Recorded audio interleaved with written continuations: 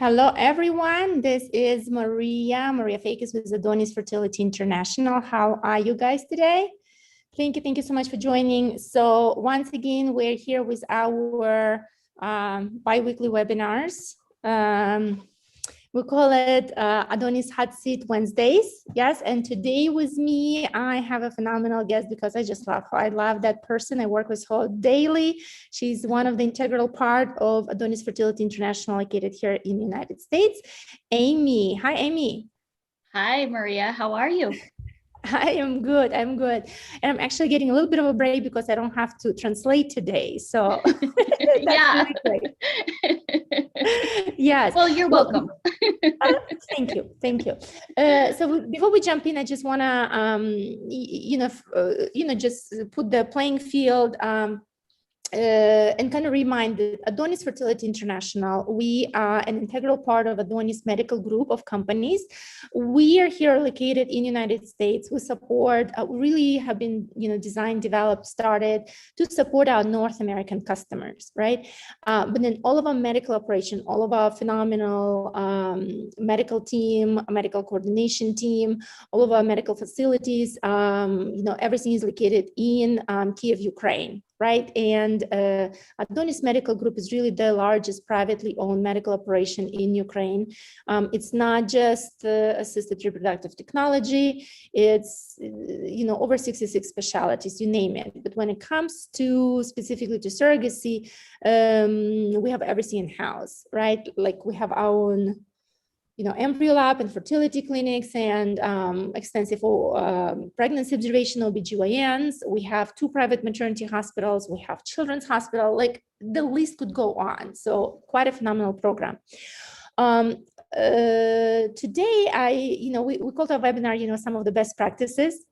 And I wanted Amy really to lead us through this conversation because Amy, you joined, like you have been in the medical field for quite a long time, right? So you have the background working with clinics, with hospitals, but as far as fertility world, you're quite a newcomer, right? Like what was your journey? How long you've been in fertility?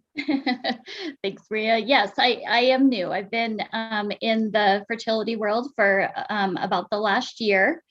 And it's been, of course, I came with some preconceived notions about it. And I think some of the things that really stand out to me, as I reflect back on my first year, was the courage of our IPs that we have. It's some of the most impactful stories I've ever heard in my life. And I've done a lot of work, worked with a lot of people that were going through a lot of really tough things. But the fertility journey is absolutely incredible. And the IPs or prospects that we talk to that are looking at IVF overseas or surrogacy, it's absolutely incredible, the courage that they have to keep trying and the drive that they have to want to be parents. It's just awe-inspiring to me. And it's just such an honor when IPs say yes, and they let us join this journey with them and help them become parents.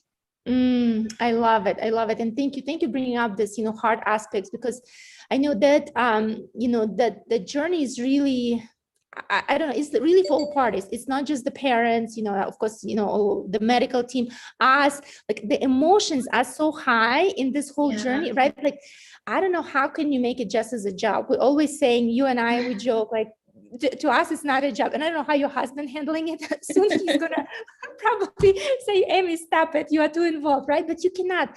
The moment you start working in a fertility world, there's something happening to you. You cannot not care. Is that true? Yeah, absolutely. And this definitely is not a job that's, 8 to 5, Monday through Friday. When you're dealing with surrogates and pregnancies and babies, coming on their own schedule, we have to be able to adapt and be supportive. We also want to be really responsive. I think it's important that we do remember that journey that they've been on. And so when a question is asked and they need support, it's also very, very stressful, at times to have a surrogate that's halfway around the world. And our IPs are here in North America. So if, being able to have my support system here, I have a very supportive husband of the hours that I work, and be able to offer our IPs and our surrogates and our team in Kiev support too. And I can't stress, I really think, IPs really need to have a good support system here.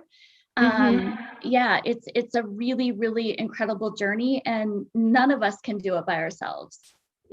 Thank you for sharing. So I know, like, as we were brainstorming, just waiting for the webinar to start, I asked you, like, well, now that so you started a year ago, there were quite a few aha moments. You're like, oh, really? That's what it means. So that's how it works. I know you have brought a ton of improvements, right? And ton of processes that are helpful across the board. But let's imagine you have a friend, right, who's coming to you and saying, like, hey, Amy, now I know you are dealing with fertility, and I really I'm just starting the journey. As a friend, right? Like, what are the things you would have said? Hey, if you're doing it, I don't care which provider you're going through, but please add those maybe checkpoints or ask those things, keep it in your awareness, like run us through that. Yeah, I would just encourage my friend, to ask a lot of questions, and ask hard questions. Of course, we all want to think that everything's going to go great, and we can ask really easy questions and everything's going to be beautiful. And but really, really do your due diligence. The stories that I come across are just heartbreaking to me. I'll give you an example. This one really stands out. When she was interviewing a clinic to do embryo creation and all of that, she never thought she would be leaving the clinic. But so she never asked, what is the process if I want to move my embryos from your clinic to somewhere else? She understood that her embryos are her biomaterial, so she didn't think to ask any more questions. So what happened was, now she wants to move her embryos from her clinic to our clinic for surrogacy. And the clinic wanted to charge her $4,000. Oh my God. Yeah. And so I've never heard of a cost this high. And, we really worked hard and tried to work with the clinic. And that's a significant amount of money. It almost feels like robbery. You're holding this couple hostage. Either, they keep their embryos in at your clinic, or they pay the $4,000 to have those embryos move. So please, please, please, when you're interviewing a clinic, ask those questions. Get an idea up front. What is it going to look like? That's a huge surprise to have a $4,000 bill, to move your embryos. And that doesn't include transport. That's nothing. That's just to move your embryos out of that clinic. So asking those tough questions. Of course, nobody knows what the future is going to bring. She was really hoping, of a different outcome, but she needs surrogacy. And so she has to transport those embryos out. So anyway, ask all the questions, even the tough ones. So what I'm hearing from you, and I think this is so huge and so helpful, what you're saying, like, on the tough questions, and I love what you said. It doesn't matter whether, so let's say you're in the United States or Canada, right? And that's, or whatever country you are in, like, because I know our webinars is not only our customers and, our families here in North America listening to. I think what we're really trying to advocate for, we don't know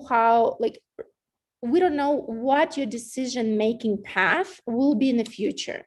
You might be right now in your journey where you're at a particular phase making a particular decision. So let's say whether it's you're doing IVF whether you're doing, I don't know, egg donor program, Mhm. gestational surrogacy, whatever it is. You're in the process where right now you're saying, okay, I need to select a clinic who will create my embryos with egg donor or with doing the egg retrieval, sperm donor, whatever your situation is. Yep. So I think what we're really advocating is like, make sure, like, we always want your decision power to be protected. We're just so passionate about that. And that's one of the reasons why we're also passionate about surrogacy in Ukraine, because of how the decision making is then being protected through the program, but independent of, gestational surrogacy. So no matter what your decision could be in the future, right? No matter what you decide, do you stay with the clinic? Do you move from the clinic? Whatever it is, what I'm hearing from you is, yes, under the list of tough questions, one of the questions could be, hey, what is your policy, right? Like, how would, if I ever need to transport my biomaterial, right? Like, what is your policy? Yep. Yeah, absolutely. And being able to have that freedom in decision making. This couple is, really, really struggled and felt like they were kind of being held hostage. And, that's a really, really unfortunate business practice. And if they just would have asked some questions up front, I think things could have been different. Thank you for sharing that. And thank you for fighting for this family as well, right? And I think when we talk about the care and we're saying, like, we would do anything and everything possible. One thing that I really appreciate you, and I think it comes with all of the backgrounds of all of you, like you working on like huge cases and, coming with a lot of background, like even working in like non-for-profit world and and medical world and so many other avenues. You don't take no for an answer. Right? Like, I love when you get an answer, when our family is getting an answer, or when even families that are just exploring the situations, there is some information, they're saying that information is not matching my dream, right? You saying, okay, let us ask more questions, let us understand. Like, I don't understand when we're getting no, like, what does it mean? Yeah, absolutely. I'm sure if you ask my parents, I had this from a very young age and it probably made them crazy, but it certainly has paid off in my adulthood. And I think it's one of the reasons you and I work so well together, because you also have that same belief. I just think it's really important to explore other options. How can we work together and, for the best success of, our couples, and be really creative problem solvers. Again, some of the stories, I was thinking about, one of our couples that came to us and, they'd been on the wait list for, 2 years for a surrogate. They finally got matched.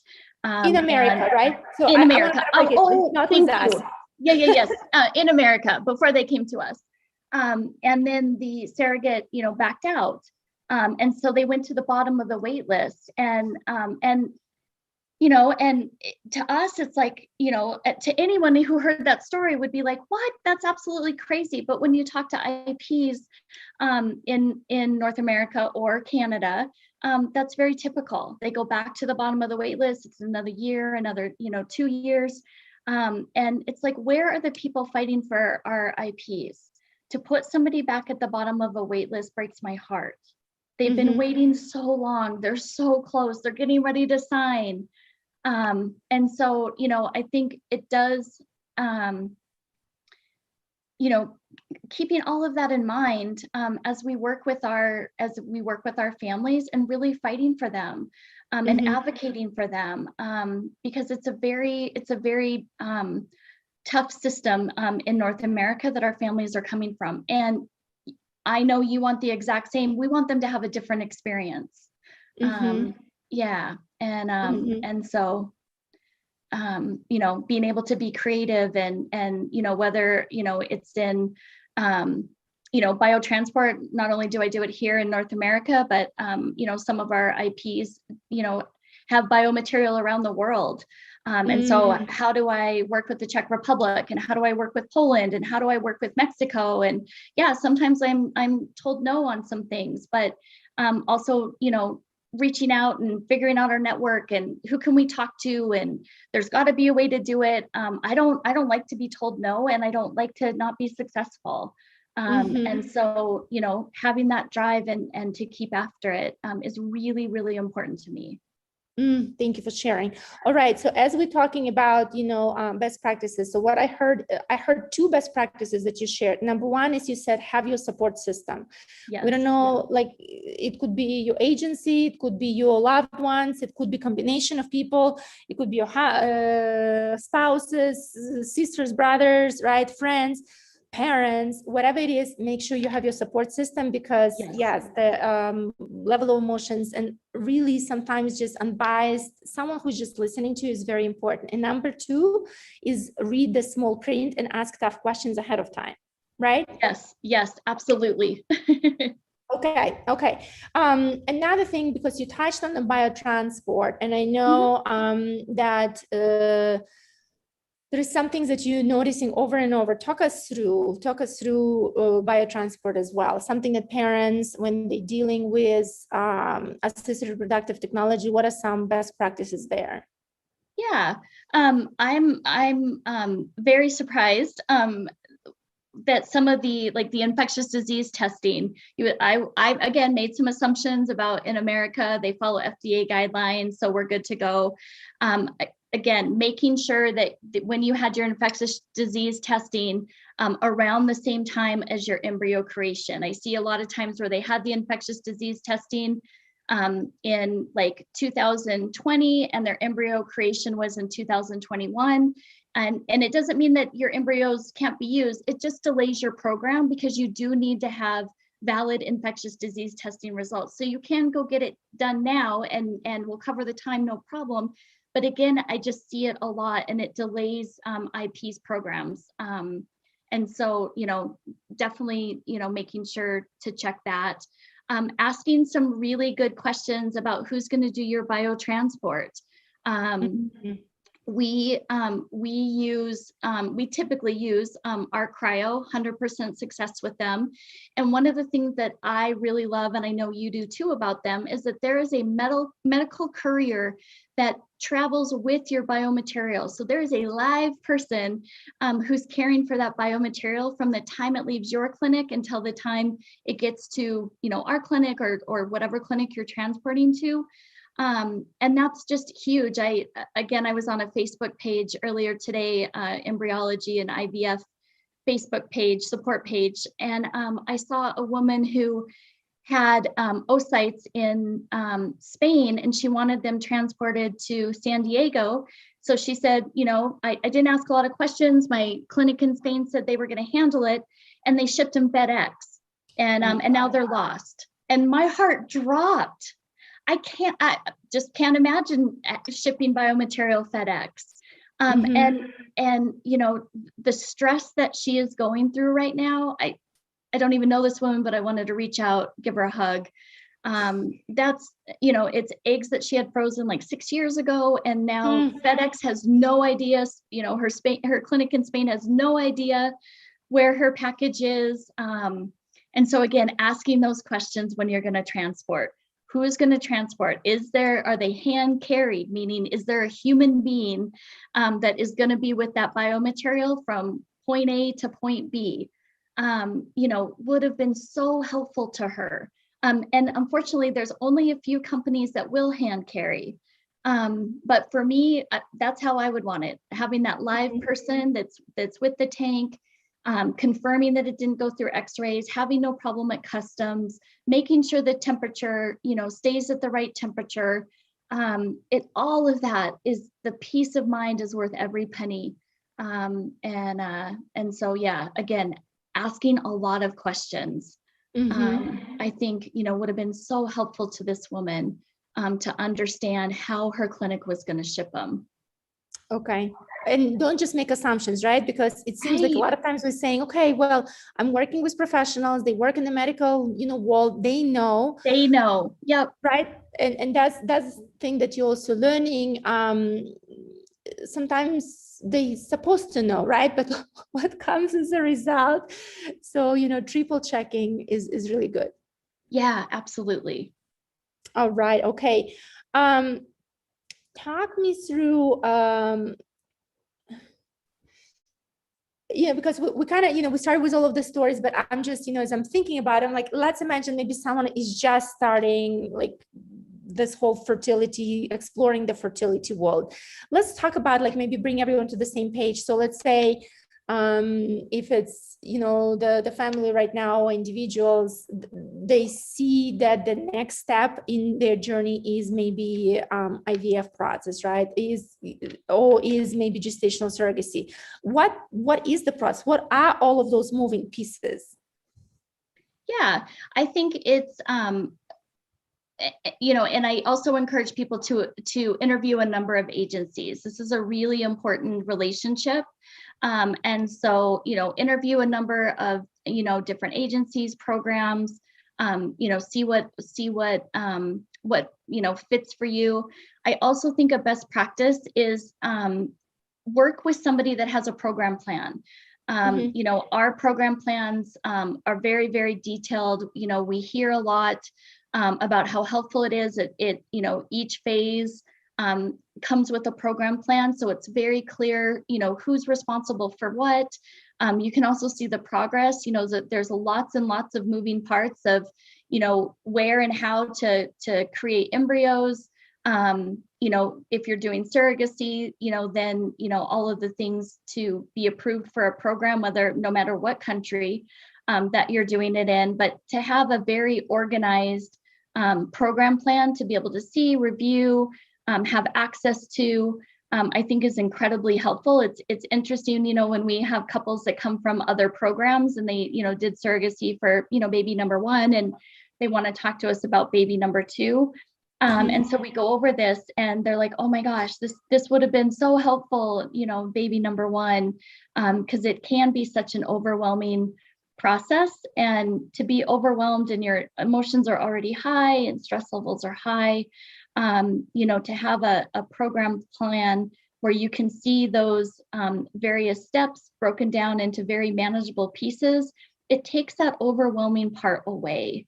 So, I think that's a definitely a best practice and a thing to look for.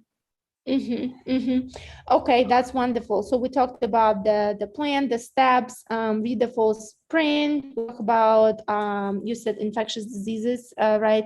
Which again, it could be seem like a subset of a bigger thing, but you're just running into it so much. Just making sure you have your biomaterial as versatile as possible.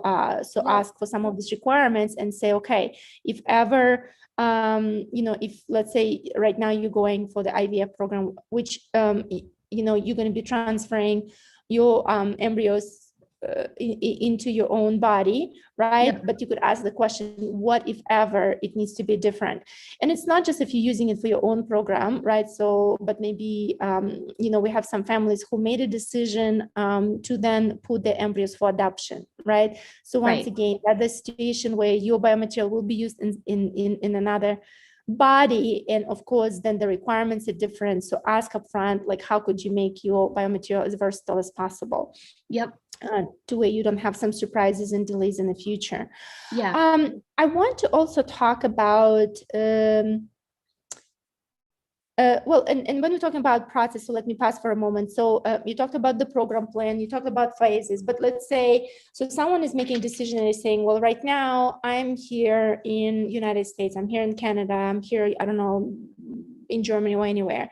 And I'm considering, do I do the program locally? Do I, like you said, interview different agencies, interview different clinics.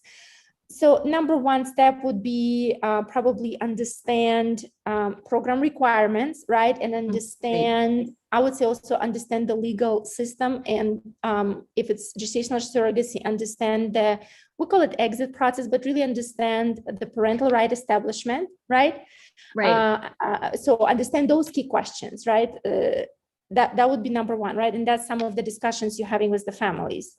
Yeah, absolutely. And some of those, for certain countries, obviously it's going to be different than others, but even like here in America, some of the surrogacy requirements change from state to state, county to county. So really making sure where you live or where your surrogacy program is going to take place, that you really, really understand the legal parameters and your parental rights establishment. A really good question to ask is when are you considered the parents? Is it from the moment of conception, or is it from the moment of birth? Those things are very, very different. If it's moment of conception, you have a lot more decision making in any medical decisions that need to be made. If it is you are not considered the parents until the moment of birth, that means your medical decision making is shared amongst a number of people, and it could even include the surrogate. So again, really, really important questions to ask. They have very, very big impact on your surrogacy program. And some people don't, they make assumptions that, oh, we're the parents from the moment of conception. And unfortunately, it's not like that. It really depends on what county, what country that you're in. And for me, I highly encourage you to be considered the parents from the moment of conception. So that you are making the medical decisions about that baby that is yours and that you will be raising. Thank you so much. All right, so asking those questions, then of course understanding what's included, what's not included in a program, right? Like what's considered to be standard.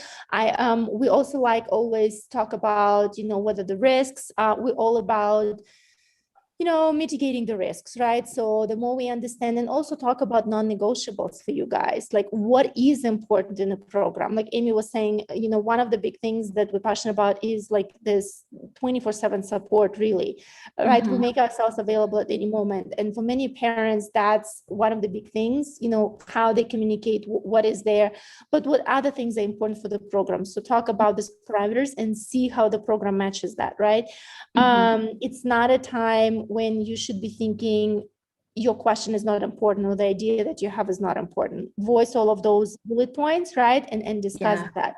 Then I would say understand also, like you said, medical parameters, right? What are the actual phases of the medical portion? When some medical phases going to start taking place?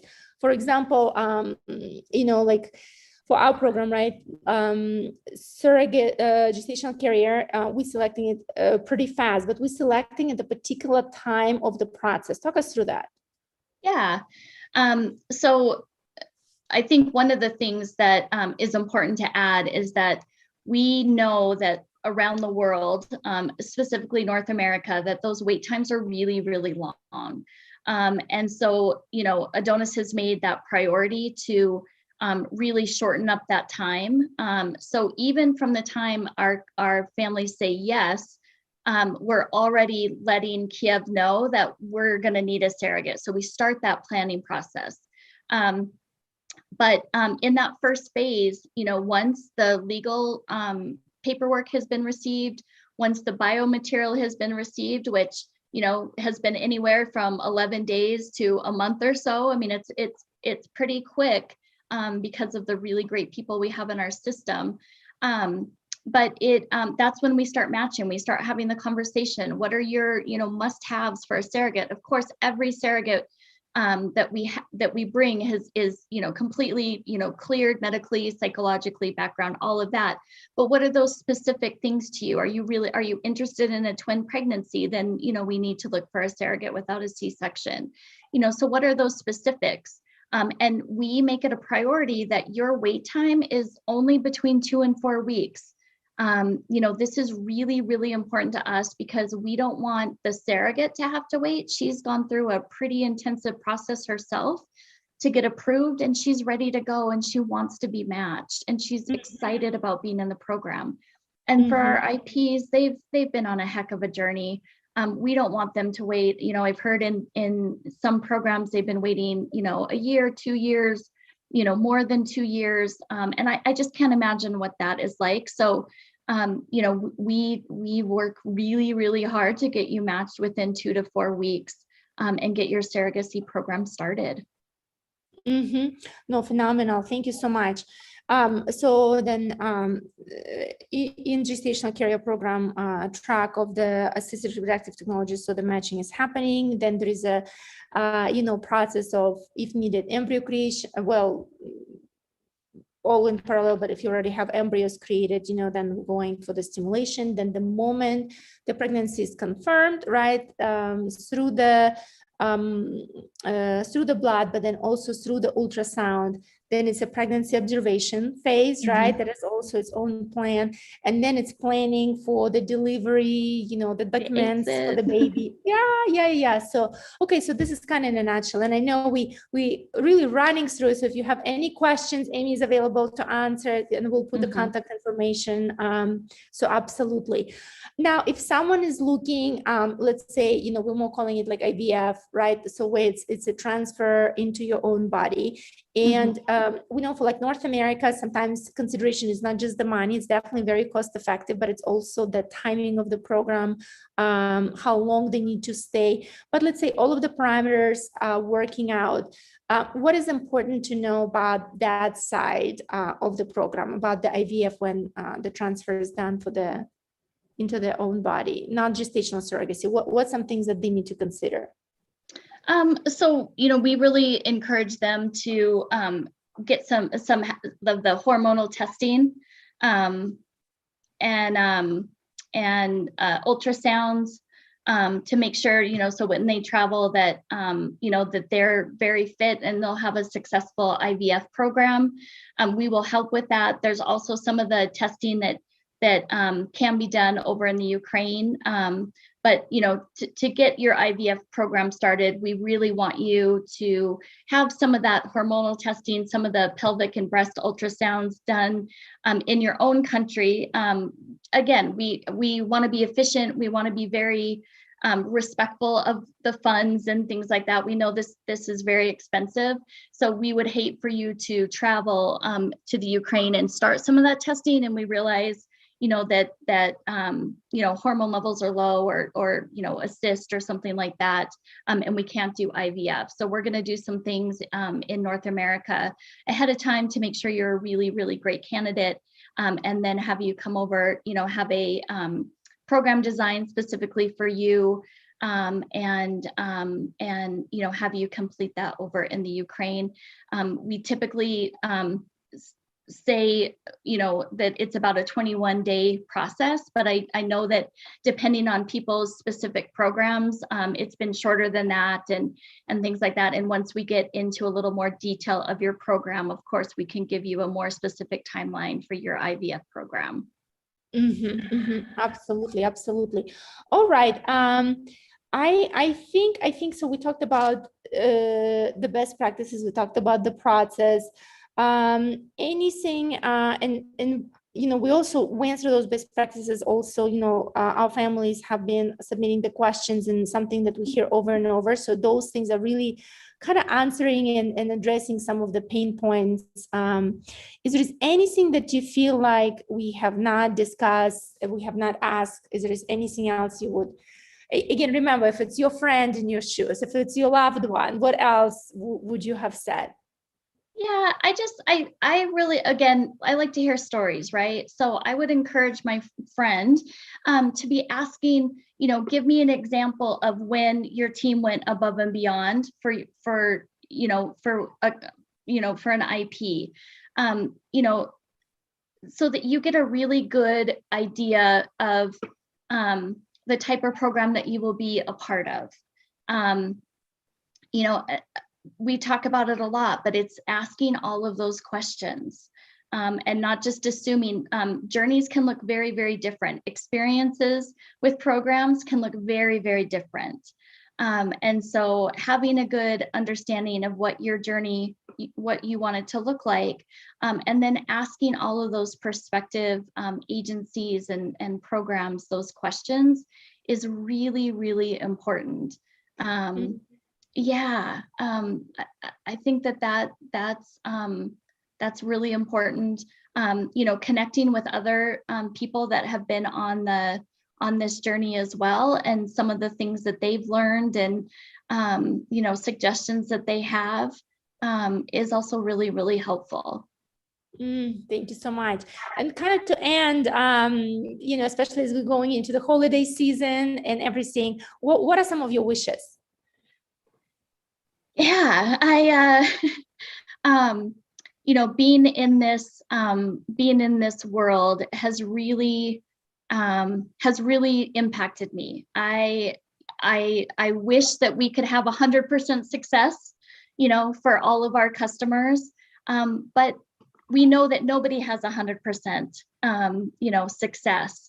But I hope that everybody who goes through this process is, the people that you've surrounded yourself with go that extra mile, have done absolutely everything that they can for you, that you feel really supported and loved in this whole process.